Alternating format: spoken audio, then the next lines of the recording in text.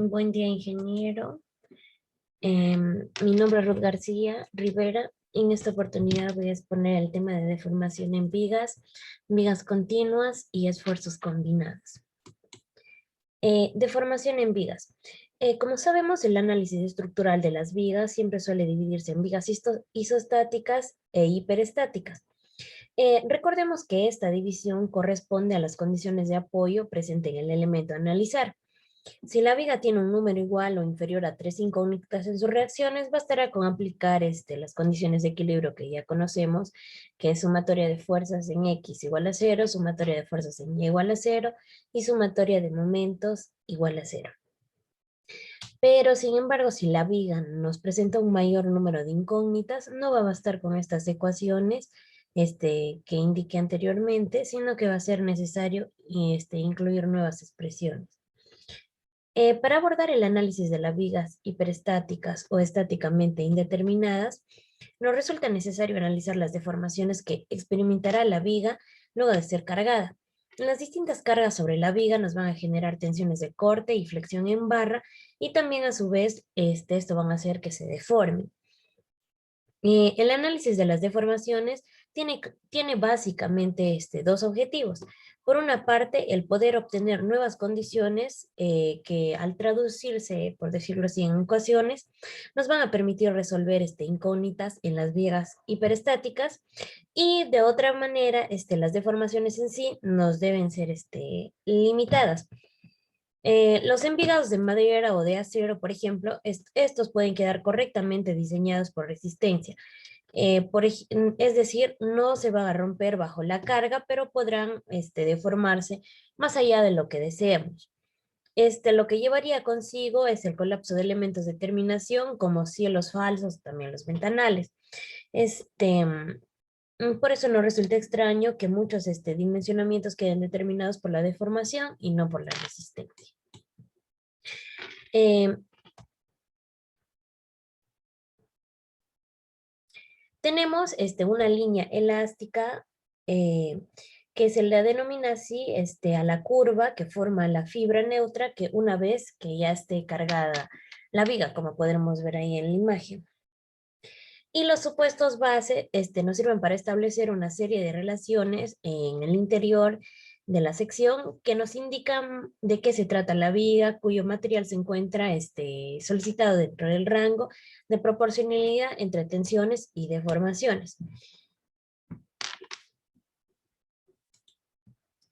Tenemos la ley de Hooke, que nos indica, ¿qué hace referencia a la ley de Hooke? Nos indica cuando cualquier elemento estructural pasa de un comportamiento elástico a un comportamiento plástico y su límite es el límite elástico, es quiere decir que es en donde el comportamiento elástico se vuelve plástico. Esto también nos establece que la relación entre la tensión y la deformación unitaria es una constante y se denomina módulo de elasticidad, que es igual a la tensión entre la deformación unitaria. Tenemos tres métodos de cálculo para abordar el análisis de deformación de viga. El primero es el método de área de momentos, el segundo es el método de doble integración y el tercero es el método de la viga conjugada. El método de área de momentos, como podemos ver aquí, nos establece que la curvatura de la línea elástica está en función del momento flector de la viga. Si analizamos la relación de los ángulos de este gráfico que tenemos aquí, veremos que los triángulos rectángulos OAE y OBC nos forman respectivamente en E y en C un ángulo de 90 grados. Por lo tanto, los triángulos rectángulos ACD y BD necesariamente deben formar en D el ángulo θ. De esta forma también podemos referirnos a θ como el ángulo que forman las tangentes a dos puntos de la línea elástica y establecer nuevas relaciones. Para el método de área de momentos, para la resolución de esto se utiliza el primer teorema de Moore. Como podemos ver, el ángulo entre las tangentes trazadas a la elástica en dos puntos cualquiera, ya sea en A y en B, es igual al área de momento flector entre dos puntos divididos por L. Y como podemos ver, la distancia desde un punto de la elástica de una viga medida perpendicularmente a la posición original hasta la tangente trazada de otro punto A la elástica, va a ser igual al momento del área del momento flector entre los dos puntos respecto a la ordenada que va a pasar por B. Esto dividido entre L y esta distancia la denomina desviación tangencial. Y también utilizaremos para este método de área de momentos el segundo teorema de Moore. ¿Qué nos dice? Que la distancia desde un punto B de la elástica de una viga que se mide perpendicularmente hasta la posición original de la tangente que es trazada desde un punto A de la elástica va a ser igual al momento del área flector que va a pasar entre los dos puntos respecto a la ordenada que pasa por B, y esta es la que la denominaremos desviación tangencial. Por ejemplo, tengo un ejemplo aquí de una viga simplemente apoyada con una carga uniformemente repartida. Para desarrollar esto, primeramente vamos a establecer el equilibrio externo de la viga y luego vamos a determinar la ecuación general del momento flector de la viga, que podemos ver acá en la imagen. Y aplicando el primer teorema de Moore, vamos a poder determinar en el apoyo, calculando el ángulo entre la tangente trazada en el extremo izquierdo y también la del punto medio, siendo esta la tangente dependiente nula. Como podemos ver, aquí tenemos lo que hemos aplicado el primer teorema de Moore y nos va a dar que tita de AB va a ser igual a tita de A. Y acá tenemos el diagrama que nos resulta. Y el siguiente método es el método de doble integración. De la deducción del primer teorema de Moore se obtiene la siguiente expresión, que está aquí. Y la derivada en cualquier punto de una curva va a ser igual a la pendiente de la tangente a la curva en ese punto. Entonces,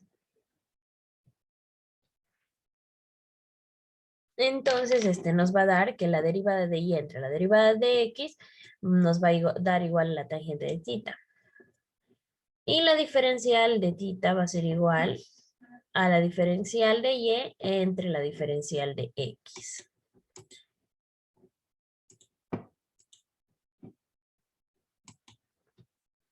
Al reemplazar la ecuación inicial, vamos a obtener una ecuación diferencial de la elástica de una viga, que es la diferencial de x, en la diferencial de y respecto a la diferencial de x va a ser igual al momento sobre el esfuerzo. Y integrando vamos a obtener la ecuación general de la pendiente.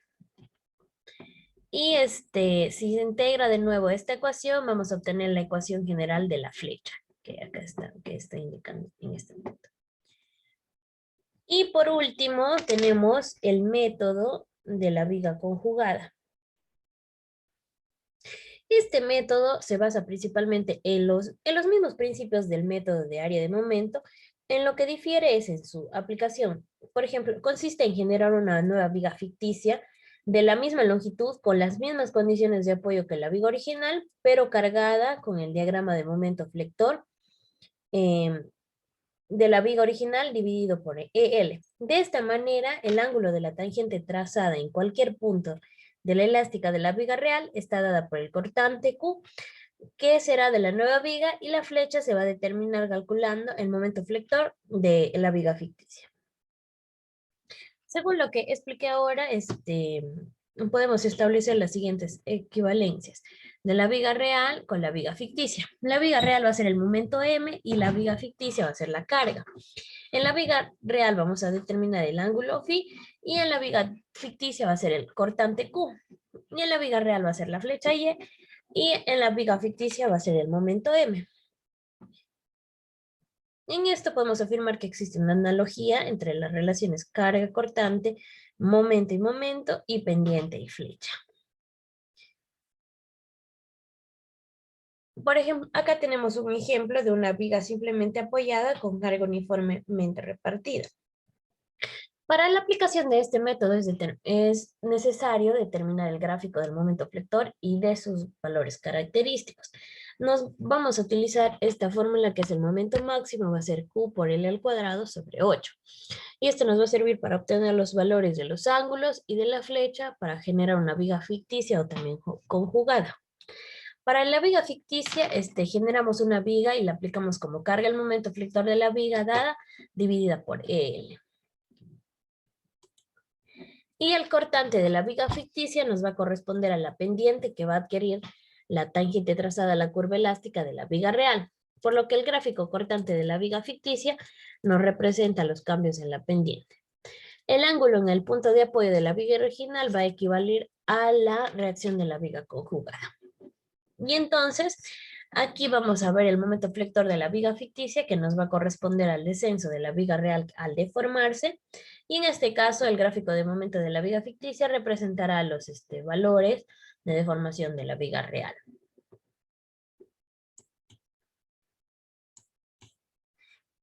Continuando con el siguiente tema, que es vigas continuas.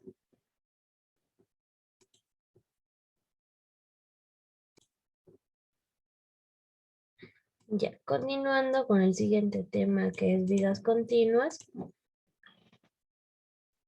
¿Qué es una viga continua? Una viga continua se puede definir como un elemento mecánico recto, el cual está sostenido por tres o más apoyos y se encuentra sometido a, a una flexión.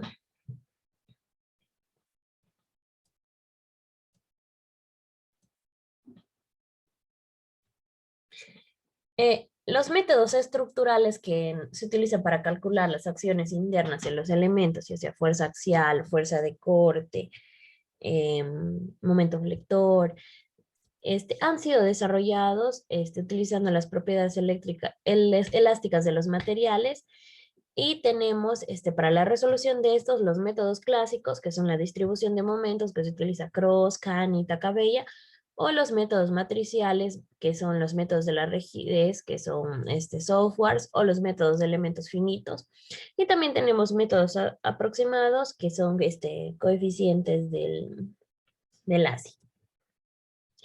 Los factores que influyen en las estimaciones reales debidas es el comportamiento inelástico del concreto, la sensibilidad de las características mecánicas de concreto al procedimiento constructivo y la dificultad para estimar el esfuerzo debido al creep, la contracción de fragua y los asentamientos diferenciales.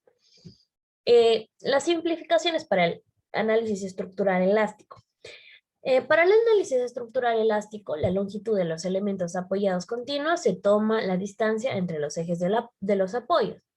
Para el diseño en concreto armado, los momentos en los ejes de los valores de los elementos solidarios pueden ser reducidos tomando los valores de la cara de apoyo y para las losas solidarias con sus apoyos y con luces aproximadas de 3 metros pueden ser alisados como elementos continuos con apoyos de tipos de articulaciones. En el caso de pórticos reticulados, las distancias se consideran los ejes de los elementos, los cuales coinciden con los ejes centroidales. Y tenemos acá el método de los coeficientes de Lacy. Estos nos proponen un método aproximado para la determinación de las fuerzas internas en estructuras de concreto armado y este procedimiento va a ser válido para vigas y losas armadas en una dirección. Como limitaciones tenemos que la viga o losa debe contar con 2 o más tramos y los tramos deben tener longitudes casi iguales. La longitud del mayor de 2 tramos adyacentes no deberá diferir del menor en más del 20%. También tenemos que las cargas deben ser uniformemente distribuidas, la carga viva no debe ser mayor que el triple de la carga muerta y los elementos analizados deben ser semiprismáticos. Y para el último tema es esfuerzos combinados. Como podemos ver en esta Ya, en esta imagen, en general, cuando hablamos de un esfuerzo combinado, este se refiere a los casos en los que dos o más tipos de esfuerzo van a actuar en un punto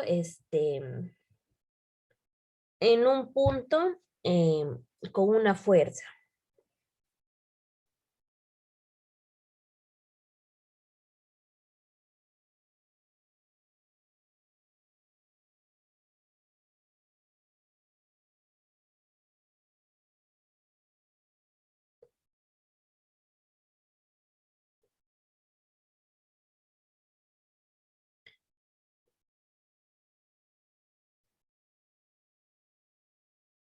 Estos esfuerzos nos representan la suma o la combinación de varios esfuerzos que son aplicados a un mismo elemento, ya siendo estos esfuerzos de carga axial, esfuerzos por carga de flexión o esfuerzos por carga de torsión.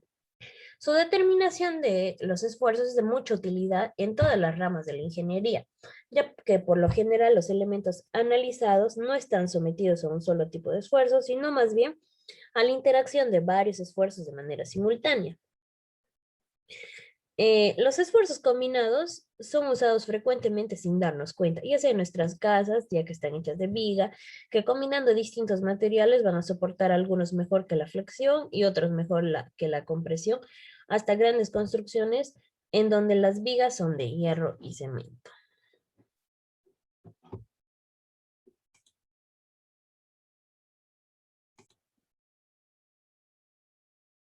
Ya. En general, no es posible encontrar directamente los valores de los esfuerzos en un plano que tenga una dirección cualquiera. Veremos el esfuerzo en un punto es el estado el estado de tensión plana.